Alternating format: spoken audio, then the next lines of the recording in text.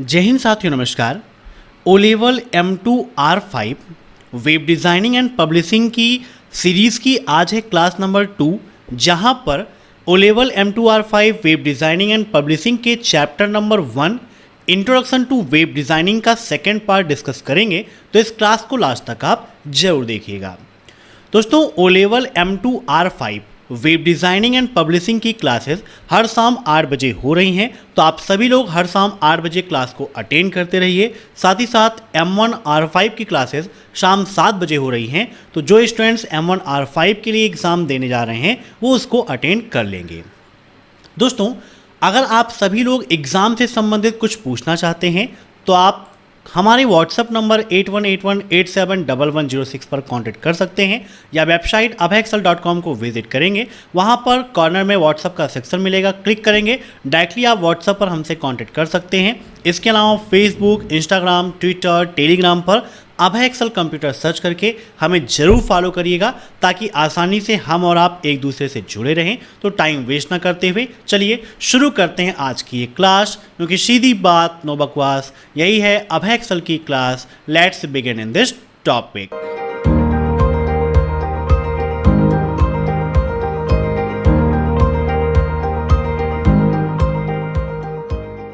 आज का पहला प्रश्न है, uses of the network. Network का क्या उपयोग है? कॉपिंग इन pasting and printing, exchange of electronics, transferring and sharing files, या ऑल ऑफ दी अबव। बताइए नेटवर्क का क्या उपयोग है। तो देखिए, नेटवर्क का उपयोग क्या है?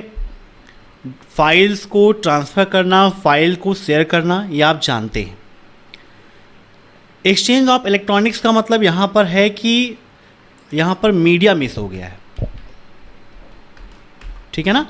मीन्स इलेक्ट्रॉनिक मीडिया का आदान प्रदान करना। कॉपी पेस्टिंग एंड प्रिंटिंग, इसका मतलब ऑनलाइन यहाँ पर कोई भी कंटेंट कॉपी करना, पेस्ट करना, प्रिंटिंग करना।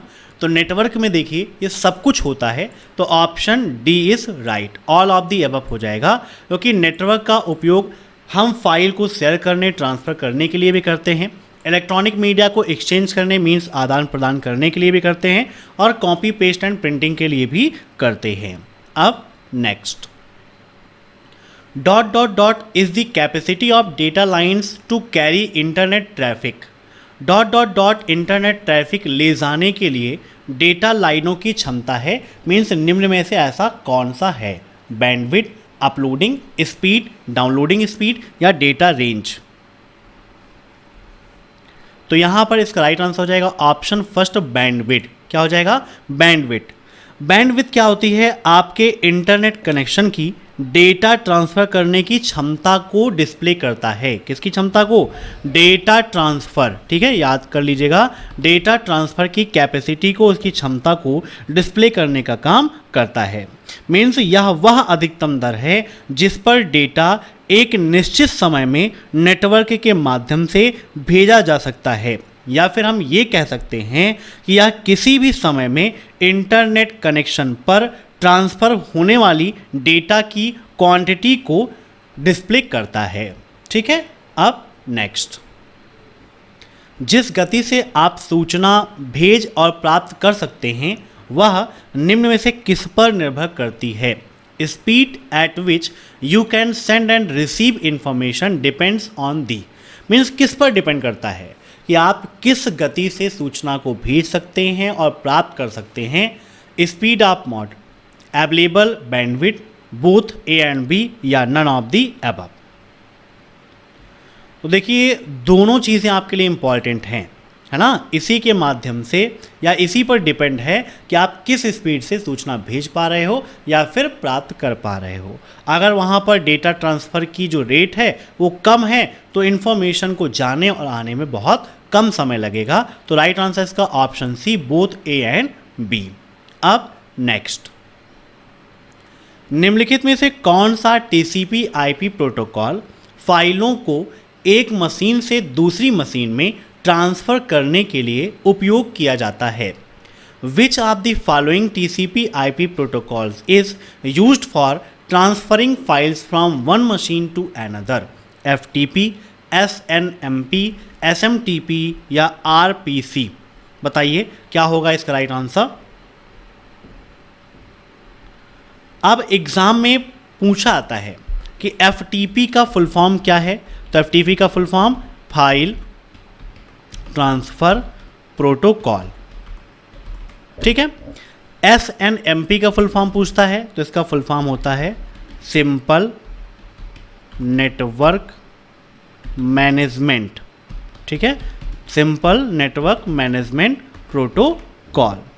ऐसे ही यहाँ पर अगर आपसे पूछता है भाई कि SMTP का फुल फॉर्म क्या है, तो SMTP का फुल फॉर्म क्या होता है, SMTP का फुल फॉर्म होता है सिंपल मेल ट्रांसफ़र प्रोटोकॉल। और अगर आपसे पूछता है कि RPC इसका फुल फॉर्म क्या है ना, तो RPC का फुल फॉर्म क्या है नेटवर्क में बताइए, तो रिमोट प्रोसेस कॉल, ठीक है, रिमोट प्रोसीजर कॉल होता है RPC का फुल फॉर्म। और यहाँ पर इसका राइट आंसर हो जाएगा option first FTP file transfer protocol. इसी के माध्यम से हम फाइलों को एक डिवाइस से दूसरी डिवाइस में ट्रांसफ़र करते हैं। अब नेक्स्ट, TCP/IP मॉडल में वर्चुअल टर्मिनल प्रदान करने वाले प्रोटोकॉल का नाम क्या है। The name of the protocol which provides virtual terminal in TCP/IP model, telnet, SMTP, HTTP या नन ऑफ द अबव। इसके पहले यहाँ पर हम बात कर रहे थे FTP की, तो FTP से एक क्वेश्चन और आपके एग्जाम में पूछा आता है कि FTP का पोर्ट नंबर क्या है या FTP कौन सा पोर्ट नंबर यूज़ करता है। तो FTP प्रोटोकॉल आपका port number 20 and port number 21 ये दोनों यूज़ करता है। तो 20 कब करता है और 21 कब करता है, ये भी आपके लिए इम्पॉर्टेंट है। तो FTP का जो पोर्ट नंबर कौन सा है 21, इसका उपयोग करता है वो डेटा ट्रांसफ़र के लिए। किसके लिए, डेटा ट्रांसफ़र के लिए पोर्ट नंबर 21 का उपयोग करता है। और पोर्ट नंबर 20 जो है ये होता है कम्युनिकेशन के लिए, ठीक है, कम्युनिकेशन के लिए वो 20 का और डेटा ट्रांसफ़र के लिए 21 का उपयोग करता है। अब यहाँ पर था कि TCP/IP मॉडल में वर्चुअल टर्मिनल प्रदान करने वाले प्रोटोकॉल का नाम क्या है, टेलनेट। तो राइट आंसर इसका क्या हो जाएगा, टेलनेट, है ना, जिसको टर्मिनल नेटवर्क भी कहते हैं। अब next, which of the following services are available on the World Wide web.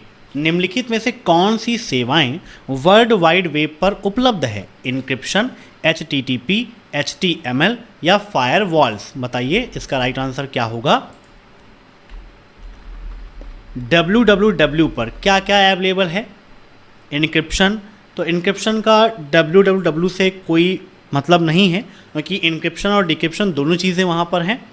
Firewalls को क्या बोलते हैं, कंप्यूटर का सुरक्षा घेरा या सुरक्षा की दीवार, जो क्या करती है अनऑथराइज्ड एक्सेस को रोकने का काम करती है। लेकिन वर्ल्ड वाइड वेब पर HTTP भी अवेलेबल है, हाइपर टेक्स्ट ट्रांसफ़र प्रोटोकॉल, और HTML भी है क्योंकि उसी के माध्यम से ही वेब पेज बनाए जाते हैं। तो इसका राइट आंसर हो जाएगा option B, second and third, ये दोनों आपके राइट हैं, ठीक है। अब नेक्स्ट, निम्नलिखित में से कौन से कथन सत्य हैं, बताइए।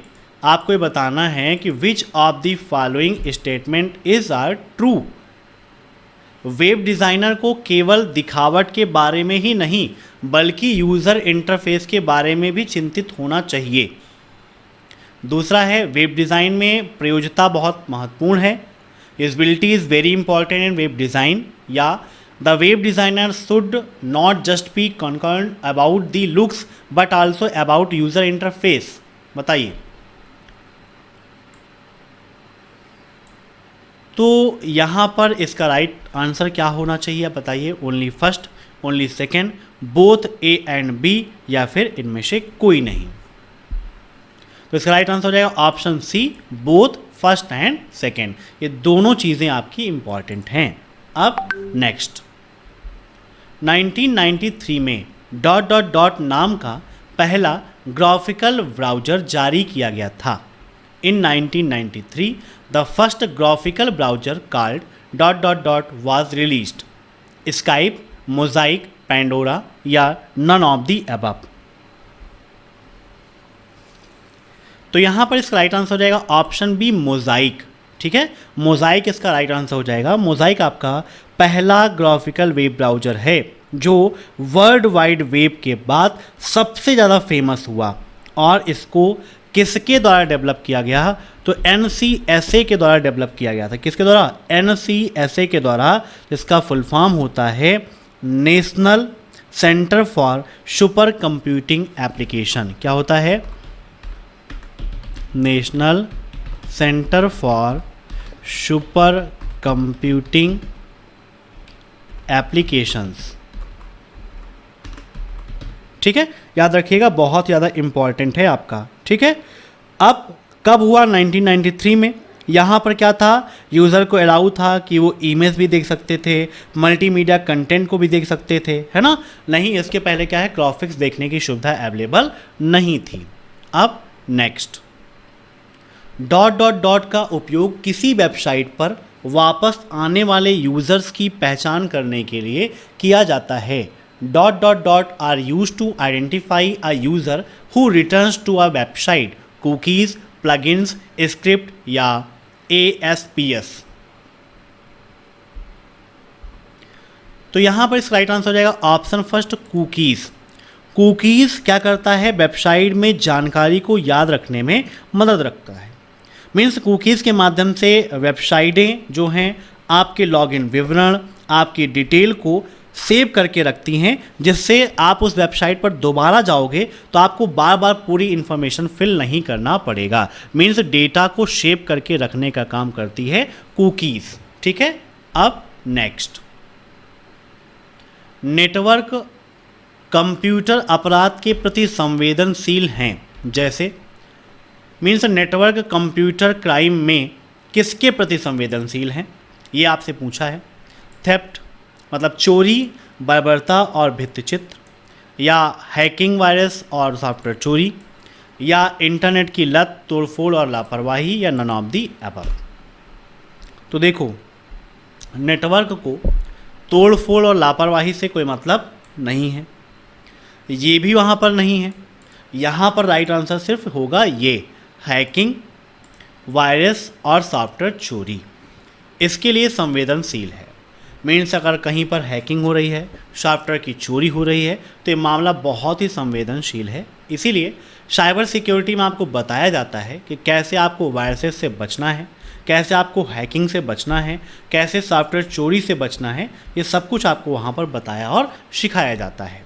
अब next, dot dot dot computers that connect to a network and deliver resources to another computers. Dot dot dot वे कंप्यूटर हैं, मीन्स निम्न में से वे कंप्यूटर कौन हैं जो नेटवर्क से जुड़ते हैं और अन्य कंप्यूटरों को संसाधन प्रोवाइड करते हैं, मीन्स उनको रिसोर्सेज प्रोवाइड करते हैं। सर्वर्स, मेन फ्रेम्स, नेटवर्क या फिर क्लाइंट्स। तो यहाँ पर इसका राइट आंसर हो जाएगा सर्वर।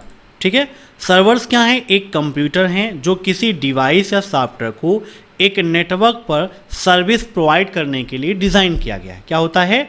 एक ऐसे कंप्यूटर हैं जो किसी डिवाइस या सॉफ्टवेयर, है ना, डिवाइस या सॉफ्टवेयर को एक नेटवर्क पर सर्विस प्रोवाइड करने के लिए डिज़ाइन किया गया है।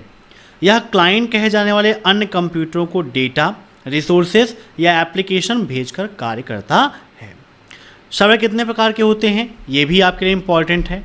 टाइप्स ऑफ सर्वर, तो बताइए कितने प्रकार के होते हैं सर्वर? जैसे कि वेब सर्वर, है ना, mail server, file server, print server, ये सभी क्या हैं? सर्वर के ही प्रकार हैं। DNS सर्वर, तो इसको आप नोट डाउन कर लीजिएगा। वेब सर्वर क्या करता है? वेब सर्वर आपके वेबसाइटों को होस्ट करता है और इंटरनेट पर अवेलेबल कराता है। मेल सर्वर जो है ये मेल भेजना और रिसीव करना इसके लिए जिम्मेदार है। फाइल सर्वर नेटवर्क पर फाइलों को शेयर करने के लिए, स्टोर करने के लिए जिम्मेदार है। प्रिंट, ये प्रिंट जॉब को संभालता है ना। अभी क्वेश्चन था ना कि नेटवर्क में क्या क्या उपयोगी है, तो प्रिंट सर्वर भी है जो प्रिंट जॉब्स को संभालने का काम करता है।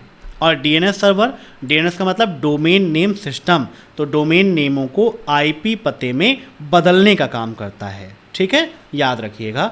अब नेक्स्ट, प्रोटोकॉल्स आर, प्रोटोकॉल क्या हैं बताइए। What is the protocol? Agreements on how communication components and DTEs are to communicate, संचार घटकों और डीटी को किस प्रकार संचार करना है, यह समझौता है एक प्रकार का। दूसरा है logical communication channels for transferring data, data स्थानांतरित करने के लिए तार्किक संचार channel. Physical communication channels used for transferring data, data स्थानांतरित करने के लिए उपयोग किए जाने वाले भौतिक संचार चैनल, या none of the above. Protocols के बारे में मैंने बताया हुआ है कि प्रोटोकॉल्स क्या हैं, नियमों का एक सेट है ना, नियमों का एक समूह है जिसके माध्यम से इंटरनेट पर कार्य करता है। इंटरनेट पर बिना प्रोटोकॉल के आप काम नहीं कर सकते हो। प्रोटोकॉल में आप जानते हो जैसे HTTP, HTTPS, FTP, TCP, SMTP, POP, ये सभी क्या हैं, प्रोटोकॉल्स ही हैं। तो यहाँ पर इसका राइट आंसर हो जाएगा agreements on how communication components and DTEs are to communicate. Option first is right. अब next, file transfer from any web page to computer system is refer to as dot dot dot. किसी भी web page में computer system में file transfer करने को क्या कहा जाता है? अपलोडिंग, फॉरवर्डिंग, डाउनलोडिंग या ट्रांसफरिंग। तो किसी भी वेब पेज से कंप्यूटर सिस्टम में फाइल को ट्रांसफ़र करना मीन्स वेब पेज से आप फाइल कहाँ ला रहे हो? कंप्यूटर में। अगर कंप्यूटर से कहता वेब पेज में तो अपलोडिंग होता, लेकिन यहाँ पर क्या कह रहा है कि वेब पेज से कंप्यूटर में ला रहे हैं, इसका मतलब वो अपलोड कर रहा है ना। तो और यहाँ पर क्या है, वेब से कंप्यूटर मतलब वो डाउनलोड कर रहा है। तो राइट आंसर इसका डाउनलोडिंग, और अगर कंप्यूटर से वेब पेज होता तो अपलोडिंग। अब नेक्स्ट, निम्नलिखित में से कौन सा केबल मीडिया विद्युत चुंबकीय हस्तक्षेप से प्रभावित नहीं है? Which of the following cable media is not affected by electromagnetic interference? Fibre optic cable, coaxial cable, STP या UTP। तो यहां पर राइट आंसर इसका option first, fibre optical cable. अब नेक्स्ट, वेब सर्वर को वेब पेजों के लिए अनुरोध कौन भेजता है? Who send the requisition for web pages to the web server? बताइए, नोड, सिस्टम्स, वेब क्लाइंट्स या web customers.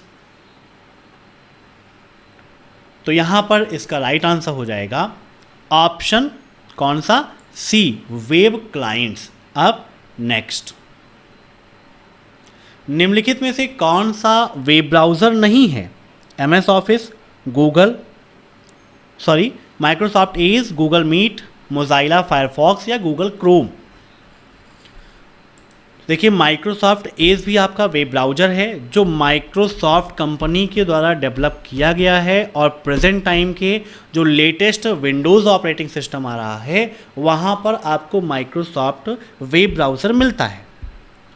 Mozilla Firefox Mozilla foundation के द्वारा डेवलप किया गया था, और गूगल क्रोम गूगल के द्वारा डेवलप किया गया है।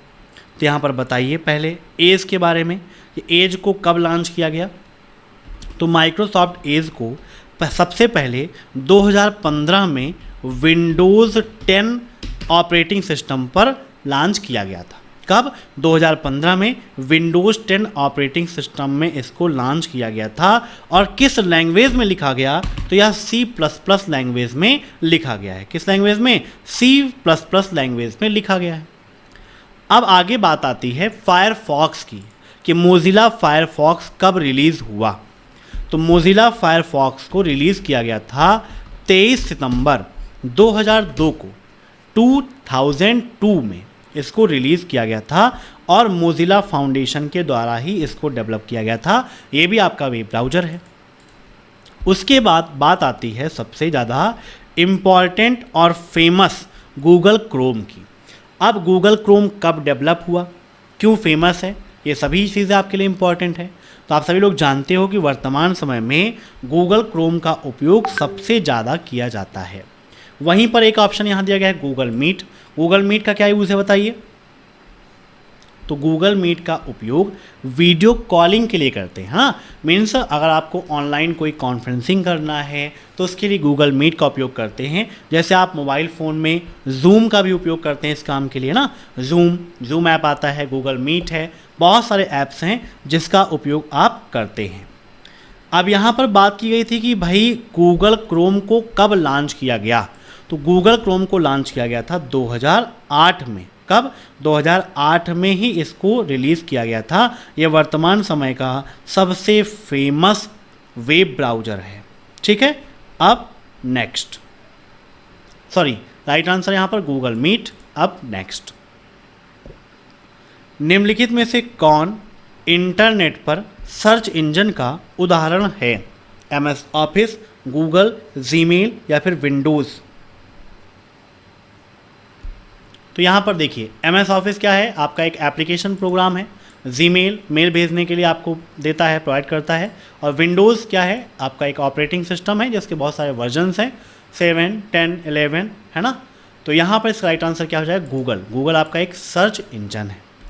अब गूगल के CEO कौन है? Who is the CEO of Google? तो कौन है? सुंदर पिचाई। कौन है? सुंदर पिचाई। कब से हैं ये भी नोट कर लीजिए, 2 अक्टूबर 2015 से 10 सालों से हमारे CEO कौन हैं? गूगल के सुंदर पिचाई, जो इंडियन ही है। अब उसके बाद बात आती है इसके फाउंडर कौन है? Who is the founder of Google? तो गूगल के फाउंडर कौन है? लैरी पेज और सर्जी ब्रिन। ठीक है, ये दोनों लोग क्या हैं? फाउंडर। और कब ये फाउंड हुआ ये भी आपके लिए इम्पॉर्टेंट है, तो 4 सितंबर 1998 को। ठीक है, हेडक्वार्टर कहाँ है? तो कैलिफोर्निया US में ही है।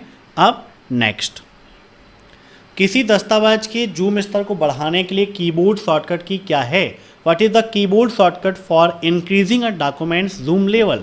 Alt+ की, Ctrl++ की, Alt+ सिंबल एंड Ctrl+Z।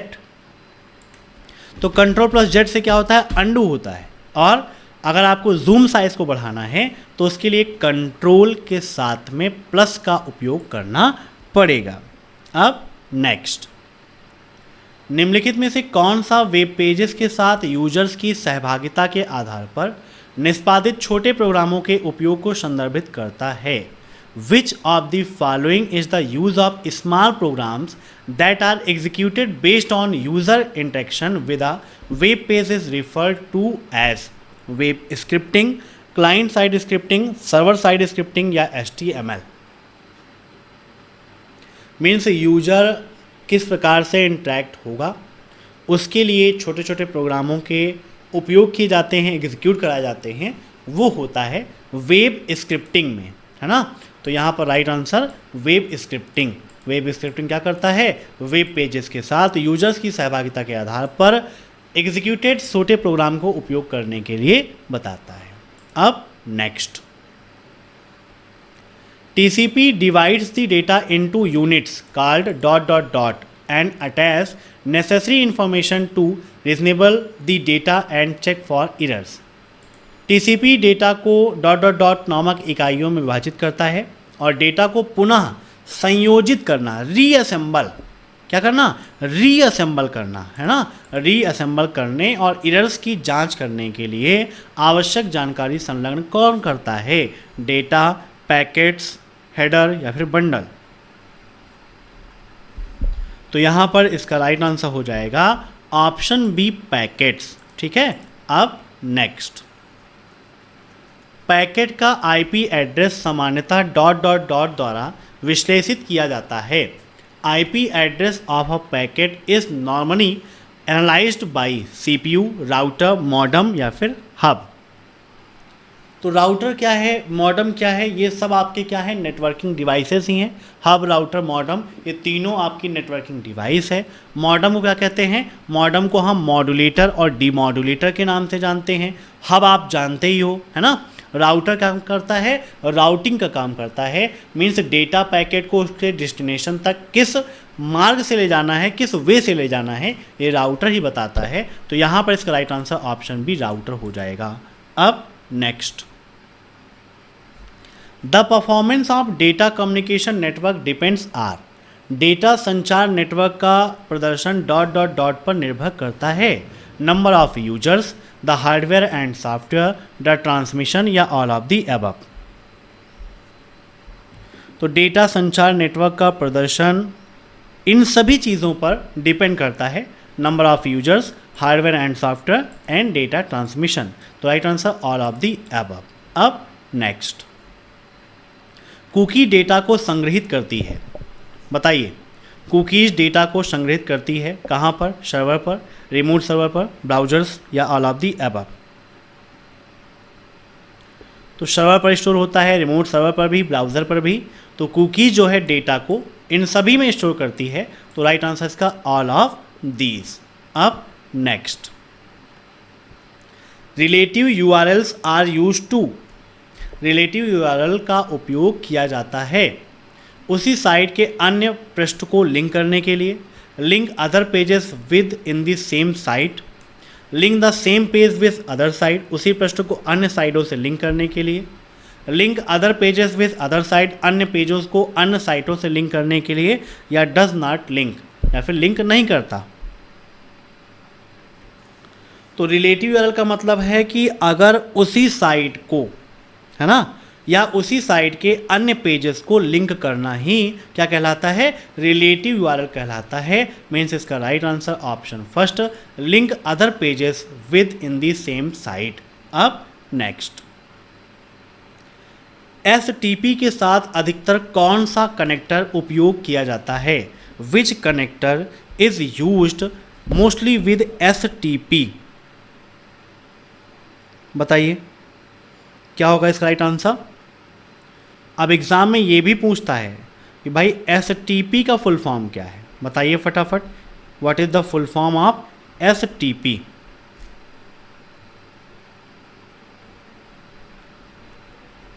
तो अगर आप अलग अलग मीनिंग पे जाएं, कंप्यूटर नेटवर्क में जाएं, तो एसटीपी का फुल फॉर्म कुछ और मिलेगा आपको, है ना। स्पैनिंग ट्री प्रोटोकॉल भी आपको मिलेगा, ठीक है। It's a layer two protocol, ये एक आपका लेयर प्रोटोकॉल है, स्पैनिंग ट्री प्रोटोकॉल, ठीक है, जो ओएसआई मॉडल की डाटा लिंक लेयर का ही एक पार्ट है, ठीक है। ओएसआई मॉडल की डाटा लिंक लेयर का आपका एक पार्ट होता है। और यहाँ पर इसका राइट आंसर हो जाएगा RJ45, option C is right. RJ45 का मतलब है रजिस्टर्ड जैक। यहाँ पर RJ का मतलब क्या है? Registered jack. RJ मतलब रजिस्टर्ड जैक 45 एक कॉमन कनेक्टर है जो ईथरनेट नेटवर्किंग में यूज़ किया जाता है। मीन्स रजिस्टर्ड जैक 45 एक कॉमन कनेक्टर है जो किसमें? ईथरनेट नेटवर्किंग में उपयोग किया जाता है, और यह पोर्ट नंबर 45 का उपयोग करता है। ये भी आप ध्यान रखिएगा, काफ़ी ज़्यादा इंपॉर्टेंट है। तो ये थे आज के मोस्ट इंपॉर्टेंट क्वेश्चंस। तो यहाँ से chapter first introduction to web designing के 50 मोस्ट इंपॉर्टेंट क्वेश्चन फिनिश हुए। अगर आपने कल की क्लास नहीं देखी थी तो चैनल को विजिट करिए, वहाँ पर O level M2R5 web designing and publishing की प्लेलिस्ट मिल जाएगी, वहाँ से आप उसको विजिट कर सकते हो। अगर क्लास पसंद आई हो तो वीडियो को लाइक कर दीजिए। चैनल से जुड़ने के लिए चैनल को सब्सक्राइब करके बेल आइकन प्रेस कर लीजिए। Thanks for watching my video. फिर मिलते हैं नेक्स्ट क्लास में, तब तक के लिए बाय बाय।